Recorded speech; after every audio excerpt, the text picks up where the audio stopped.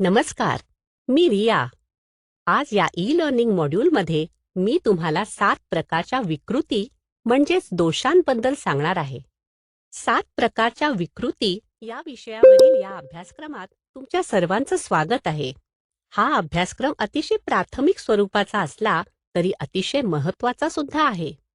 या अभ्यासक्रमामुळे आपल्याला 7 प्रकारच्या विकृतींबद्दल बरीचशी स्पष्टता येईल. या 7 प्रकारच्या विकृती आपल्याला कामाच्या ठिकाणी दिसतात, जाणवतात आणि त्या सुधारताही येतात. काही वर्षांपूर्वी मी एका मोठ्या बहुराष्ट्रीय महामंडळासाठी म्हणजेच मल्टीनॅशनल कॉर्पोरेशनसाठी काम करत होते. हे बहुराष्ट्रीय महामंडळ स्वयंचलित वाहनांचे उत्पादन करीत असे. या महामंडळाने एक छोटी कंपनी विकत घेतली होती. ती कंपनी फार चांगली चालत नव्हती. ती कंपनी स्वयंचलित वाहनांचे छोटे भाग बनवत असे.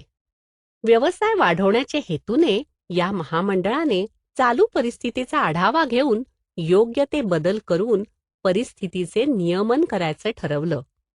लेखापरीक्षणादरम्यान या महामंडळाला अशा बऱ्याच स्थिती आढळल्या ज्या विकृत होत्या आणि निरोगी कामाचे वातावरण राखण्यास पोषक नव्हत्या. प्रत्येक विकृतीचे उदाहरणही दिलेले आहे. बहुराष्ट्रीय महामंडळाच्या हे लगेच लक्षात आलं की ह्या कामाच्या वातावरणात सुधारणा होत नाही तोपर्यंत कामकाज पुढे नेण्यात काहीही अर्थ नव्हता. विकृती. जसजसं आपण पुढे जाऊ तसतसं आपण या विकृत स्थितीबद्दल माहिती घेणार आहोत. विकृत स्थिती कशा ओळखायच्या आणि त्यात सुधारणा कशी करायची हे सारं काही आपण शिकणार आहोत. विकृती. या अभ्यासक्रमात आपण पुढील विषय विस्ताराने शिकणार आहोत. पूर्व मूल्यांकन प्रश्नमंजुषा. विकृती या विषयाची ओळख, त्यामध्ये व्याख्या आणि पार्श्वभूमी, विकृतींचा परिणाम, विकृतींची उदाहरणे, 7 प्रकारच्या विकृती कशा ओळखायच्या, 7 प्रकारच्या विकृतींचे तपशील. 1. किरकोळ दोष. 2. अपूर्ण मूलभूत आवश्यकता. 3. दुर्गम ठिकाणे. 4. दूषितीकरणाचे उगमस्थान.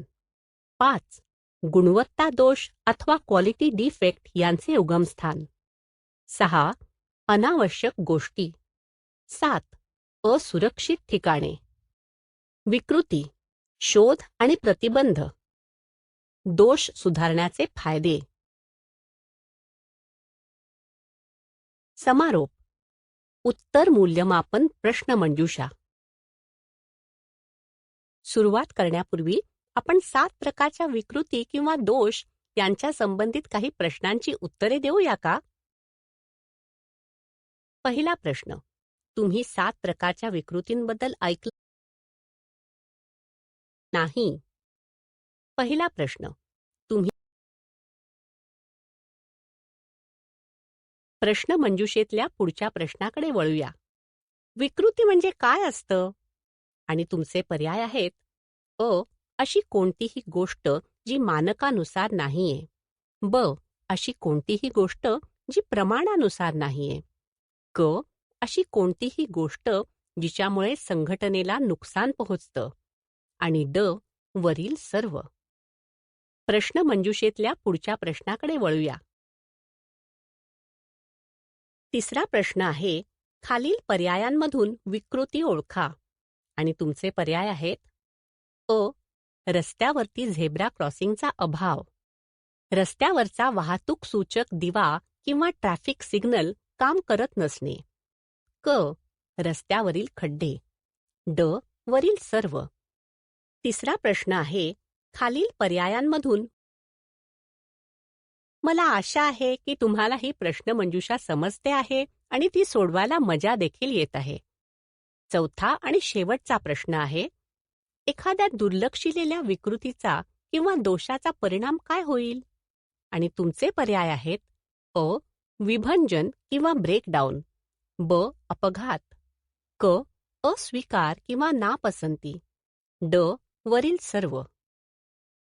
मला आशा आहे की तुम्हाला ही प्रश्नमंजुषा समजते आहे आणि ती सोडवायला मजा देखील येत आहे. चौथा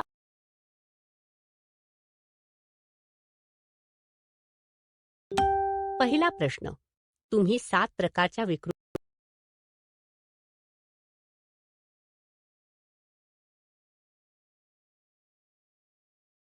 आता आपण या अभ्यासक्रमाच्या मुख्य भागाकडे वळूयात. विकृती. विकृती या संज्ञेची व्याख्या करायची असेल तर असं म्हणावं लागेल की विकृती किंवा दोष ही अशी गोष्ट आहे की जी नेहमीच्या मापदंडांप्रमाणे किंवा आवश्यक मानकांप्रमाणे नसते. अशी कोणतीही गोष्ट जी नेहमीच्या अपेक्षांना किंवा मागण्यांना अनुरूप नसते तिला विकृती किंवा दोष म्हणावं लागेल. ही विकृती किंवा दोष एखाद्या व्यक्तीच्या शरीरात किंवा त्याच्या वर्तनात अथवा आजूबाजूच्या परिसरात किंवा यंत्रसामग्रीत अशी कुठेही आढळू शकते. या छोट्या कंपनीचा ताबा घेतल्यानंतर त्या बहुराष्ट्रीय महामंडळाने छोट्या कंपनीमध्ये सुधारणा आणण्यासाठी कर्मचाऱ्यांना प्रशिक्षण द्यायचं ठरवलं. चला तर आपण याबद्दल जास्त जाणून घेऊया. 7 प्रकारच्या विकृतींची व्याख्या आणि पार्श्वभूमी. विकृती म्हणजे काय? जी गोष्ट सममूल्य किंवा नॉर्मल नाहीये त्याला विकृती म्हणतात. जपानी भाषेमध्ये विकृतीला फुगाई असं म्हणतात. चित्रामधील तुटलेला दुवा किंवा कडी म्हणजेच ब्रोकन लिंक ही एक विकृती आहे, कारण ती सममूल्य नाहीये आणि आवश्यक मानकांना अनुरूपही नाहीये. पार्श्वभूमी. बऱ्याच प्रकारच्या विकृती TPM मधील जिशू होजेन पिलर चा एक भाग आहेत. जिशू होजेन पिलर मध्ये जेव्हा एखादा गट स्वच्छता उपक्रम हाती घेतो तेव्हा प्रथम त्या गटामधील कर्मचारी विविध प्रकारच्या विकृती शोधून काढतात. यानंतर या विकृती दूर करून संबंधित साधन सामग्री किंवा अन्य कोणतीही गोष्ट मूलभूत स्थितीत आणली जाते.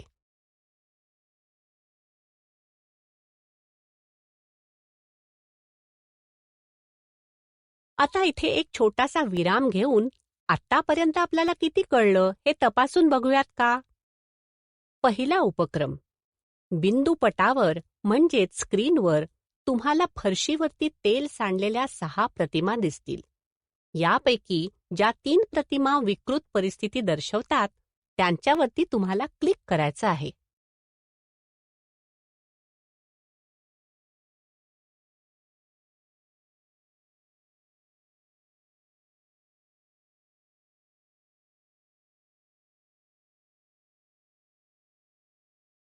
आता इथे एक छोटासा विराम घेऊन आतापर्यंत आपल्याला किती कळलं हे तपासून बघूयात का?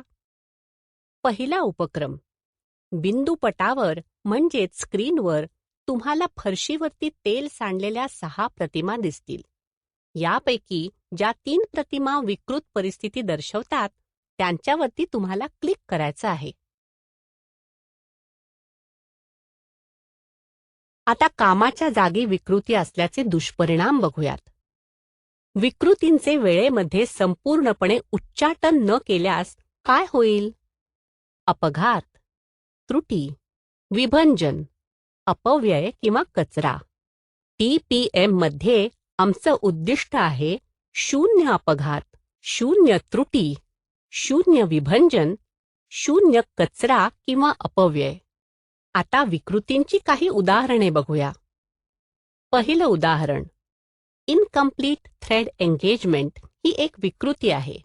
सामान्य परिस्थितीमध्ये जेव्हा थ्रेड एंगेजमेंट निर्दोष असते तेव्हा नट बोल्टमध्ये चपखलपणे बसतो, म्हणजेच फिरकी खटक्यामध्ये चपखलपणे बंदिस्त असते.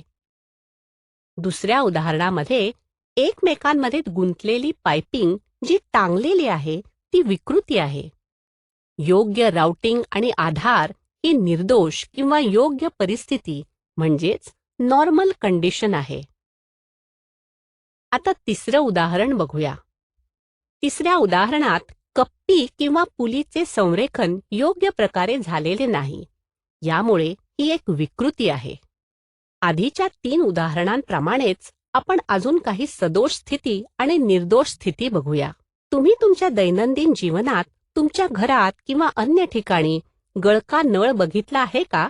गळका नळ हे विकृतीचे किंवा सदोष स्थितीचे सोपं आणि